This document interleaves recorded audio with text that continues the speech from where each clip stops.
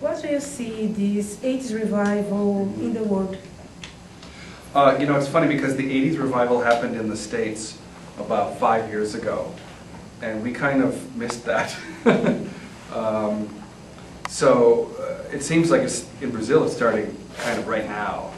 But it's great for us because 80s were a great time for music. For us, the 90s sucked. In the shows of this tour, do the fans can wait for a surprise? Yes, Jim Cassidy's going to be doing a striptease. No, he's not. Hilarious. Any surprises? We're doing songs that we've never done before. We're doing some songs that I've never even recorded before. And I'm singing a song. That's a bit of a surprise. Actually, there is a story behind that. We played a big show in New York for a radio station called KTU. That's the big dance music station in America. And they brought us out to play a show for them. And it was so fun that we thought, you know, let's continue and play some more dates. And so, you know, that was about 3 years ago. Since then, we've probably played 5 years ago. About 20 dates, maybe. Right. But only, you know, only things that sound fun. You know, we all have, you know, careers, and we live in different places now. So we'll never go out on tour for months at a time. Just one date, one date, one date. Well, we have pretty high expectations. I mean, I would have been disappointed if it wouldn't have been as good as it's been, because we've always expected a good reception in Brazil, and we're not disappointed. The only time we were surprised about Brazil was the first time we were here, and it was a good surprise. In 1989, Yeah. and we had no idea that we would be so popular. So we came down, do a show, and we come into Sao Paulo, and the airports, and the screaming of fans, and a big show, and it was really a big surprise. But we kind of expect that now. What are your plans for the next future? No plans at all.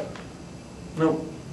Other than we have a live DVD coming out in the fall, and we have a remix EP that will be out in September online, digital only. But after that, we have no plans. We don't know what's going to happen. Anything could happen, really. What are your influence in the music? What do you like listen now? Well, I don't listen to contemporary music that much, and it's not a very interesting answer, I'm sure, but it's true. I spend a lot of time listening to classical music and jazz music and that sort of thing. Paul, his business is music, where I'm a professor in agriculture, so I'm not in the music business anymore. I like a lot of the stuff that's coming out of France right now. Justice and the Ed Banger label musicians are great, and you know, the kind of acts that they call new rave, like LCD Sound System, groups like that, I think are really good. Oh, I like that freeze pop. Freeze Pop is cool. Excellent. Yep. Can't wait for their new record. What are the principal changes in your trio in this return? How do young fans are accepting these changes? They seem to be pretty accepting. I think the only changes is about 20 pounds extra. We're slimming clothes. Suck it in a little. But other than that, you know, like Jim Cassidy was saying, the technology of what it takes to perform live has made it much easier to perform live. So that's a little bit different, but I don't think the audience notices that. It does sound better. It sounds better. It's much easier to make it sound better than it used to. And now it's easy. You are conquering new fans around the world in the last years. How do you analyze this moment in your trio? That would be hard to say. You know, I mean, for instance, Synthesizer was on the alternative charts in Germany, as an example, and that never happened to us before. And you know, it's like Joe Walsh said, everybody else is different, but we haven't changed. Okay. You worked with many different people in the band. Do you think that it's easy work as a trio? We've always been, you know,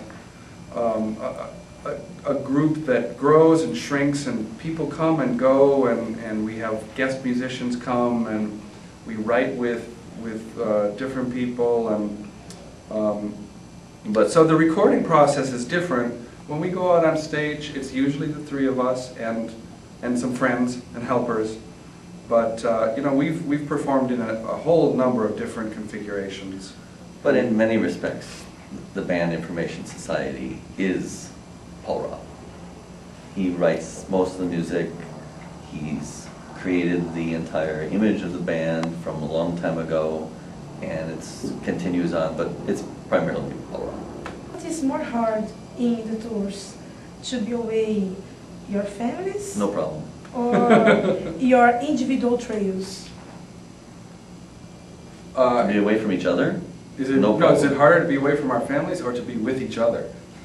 It's easy to be away from our families and very hard to be with each other.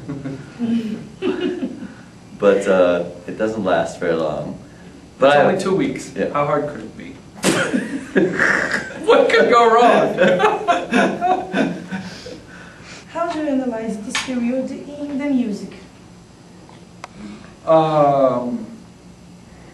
I think that pop music is terrible today, and I think that record companies disappearing has something to do with that. I think the fact that people buy singles online now and not albums is a bad thing.